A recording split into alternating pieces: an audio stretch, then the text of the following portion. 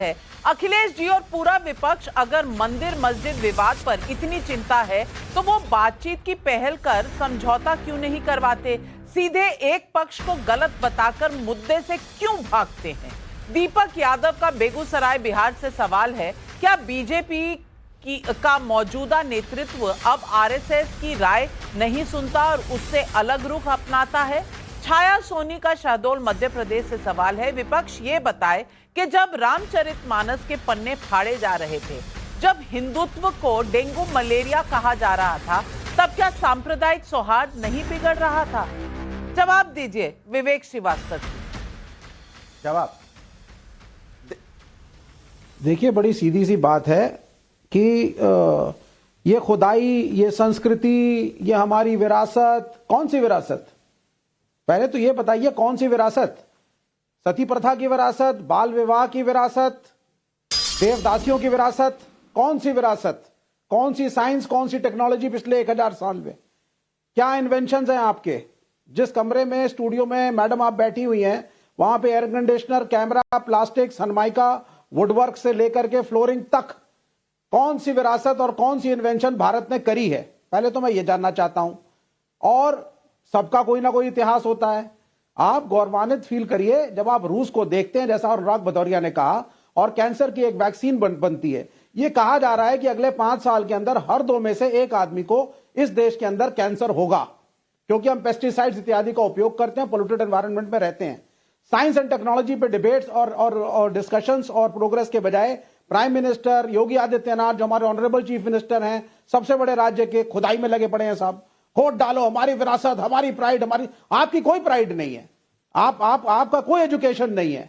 बड़ी मुश्किल से रोकी गई सती प्रथा इस देश में, यह आपकी विरासत है। आप थोड़ा शर्मिंदा फील करिए। और उसके बाद भी चाहे हिंदू हो या मुसलमान, हम पीसफुली कोएग्जिस्ट नहीं कर पा रहे हैं। ये आप अपने लिए कह सकते हैं विवेक श्रीवास्तव जी, ये आपके निजी विचार जरूर हो सकते हैं, लेकिन इस देश में हर किसी को अपना तय करना पड़ेगा कि वो गौरव कहां से पाते हैं। आपके लिए ये गौरव का विषय नहीं होगा, कुछ लोगों के लिए है, हमारे लिए है। हमारी विरासत हमारे देश की गौरव है, मेरे लिए भी है। हर्षवर्धन त्रिपाठी जी हाथ उठा रहे हैं।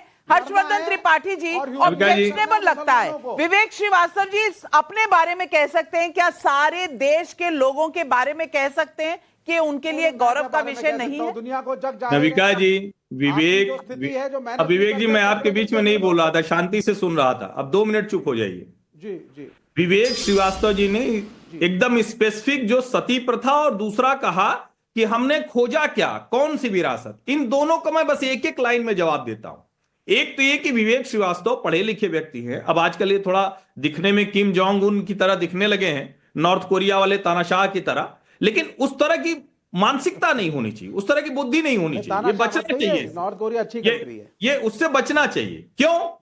जब आप सती प्रथा कहते हैं तो सती प्रथा जहां मुगल आक्रांता आए वहां राजपूतों में सती प्रथा चली।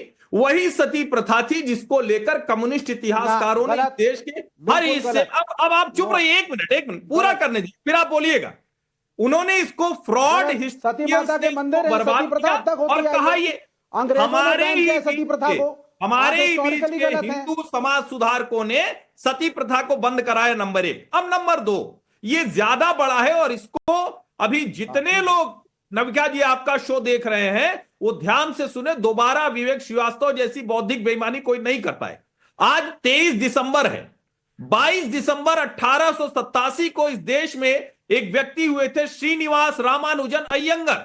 दुनिया के सबसे बड़े गणितज्ञ में से माने जाते हैं। मैथमेटिकल एनालिसिस में उनका कोई जोड़ नहीं है। नंबर थ्योरी के वो जनक माने जाते हैं, इनफाइनाइट सीरीज के जनक माने जाते हैं, और उनके आगे दुनिया में कोई ऐसा विद्वान नहीं पैदा हुआ जो उनको गणित में चुनौती दे सके। और विवेक श्रीवास्तव को शर्म आ रही, शर्म आपको अपने ऊपर आए। हमारे पुरखों की विरासत है, हम दुनिया को देने वाले हैं। और मैं आपको नाम बता रहा हूं, इतिहास बता रहा हूं। एक आदमी ढूंढ के लाए 150 साल में, कमाल कर दिया। कमाल कर रहे हैं। आपको लग रहा है एक ही आदमी था? मैं पूछना चाहती हूं कि एक ही आदमी था इस देश की विरासत में। राकेश त्रिपाठी जी, मुझे लगता है विपक्ष होना सही काम होता है, लेकिन विपक्ष में रहकर एक तरह से मानसिक संतुलन खो जाना वो क्या सही है? क्या आज विवेक श्रीवास्तव जी यही नहीं दिखा रहे हैं?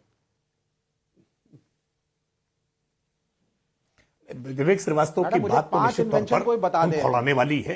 पिछले ये जिस तरह 50 की साल बात में कर रहे 5 हैं, इन्वेंशन भारत की बता धरती दीजिए पर रहेंगे, भारत का खाएंगे, भारत की आबो हवा में जिएंगे और भारत के संविधान के तहत दिए गए इस लोकतांत्रिक अधिकार का प्रयोग करके भारत की धरती पर ही थूक देने का काम करेंगे। ये कह रहे हैं कि भारत ने कुछ दिया नहीं, पूरी दुनिया को राह दिखाने का काम जिसने किया है, भारत की प्राचीन शिक्षा व्यवस्था से लेकर के और भारत में लोकतंत्र इस दुनिया में सबसे पहले स्थापित करने का काम किसी ने किया है तो भारत ने किया है। लेकिन आज ये कह रहे हैं भारत ने दुनिया को दिया क्या है? भारत ने दुनिया को देखने की दृष्टि दी है। भारत ने चाहे विज्ञान हो, चाहे गणित हो, चाहे चिकित्सा क्षेत्र हो, क्या सुश्रुत हो, क्या चरक हो, आपको किस क्षेत्र में बताएं? आपको अभ्यास हो गया कि आपने राइट ब्रदर से वायुयान को सीखा है, आप कुछ नहीं है, को नहीं जान आप पाए, अपनी कहानियां बंद करिए, इतिहास पढ़ा, आपकी सारी शिक्षा पॉलिटिकल बैठे रहे, वामपंथी इतिहासकारों ने आपको दबाया गया कर दिया। ये आपकी विरासत है। जाकर के पढ़ो जरा ऋग्वेद को, जरा सामवेद को, इसीलिए यजुर्वेद को, अथर्ववेद को, देने पड़ रहे हैं। भारत के सत्य सनातन संस्कृति को जरा पढ़ो और जानो।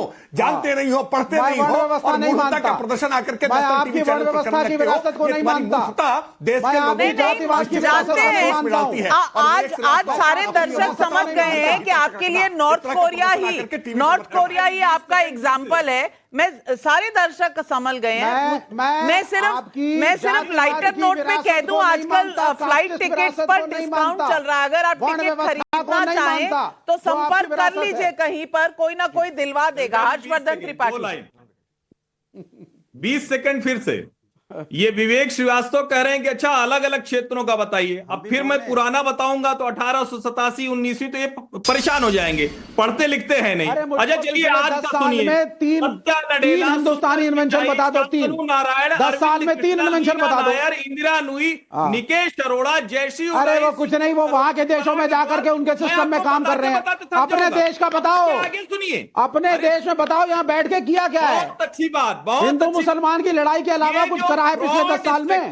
एक इन्वेंशन बता दो 10 साल में। अपने देश में एक भी ढंग का व्यक्ति नहीं होने दिया।